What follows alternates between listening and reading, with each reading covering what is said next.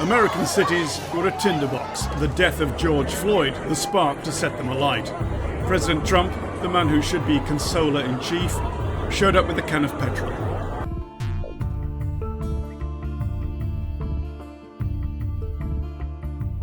Mr Floyd's death came weeks into the lockdown for a pandemic which has killed more than 100,000 Americans and put 40 million out of work.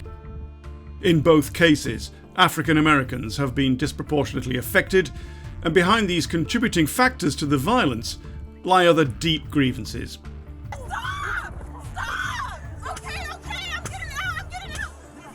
The abolition of slavery in 1865 did not free African Americans from unlawful violence by sections of the police. Over the next century there were countless examples.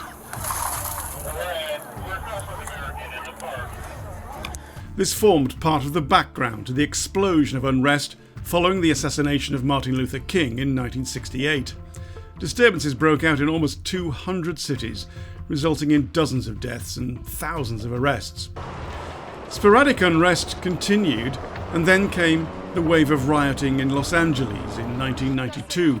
That was sparked by the acquittal of officers filmed savagely beating Rodney King. Over 6 days, 63 people were killed.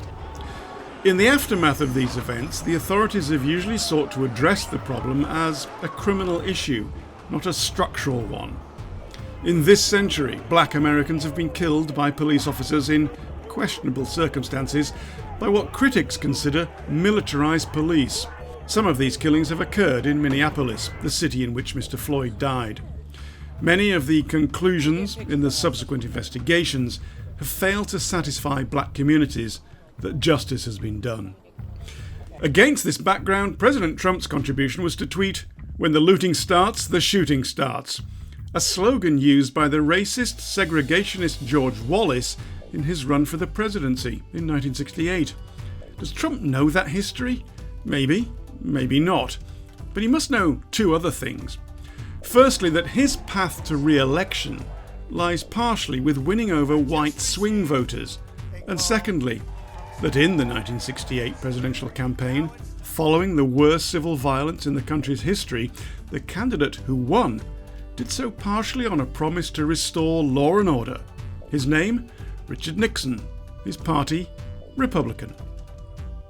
The current political class needs to put aside party differences and signal a determination to have a rigorous investigation into the events and call for calm using language which does not seek to blame people for being on the streets while simultaneously not condoning violence, a difficult balancing act.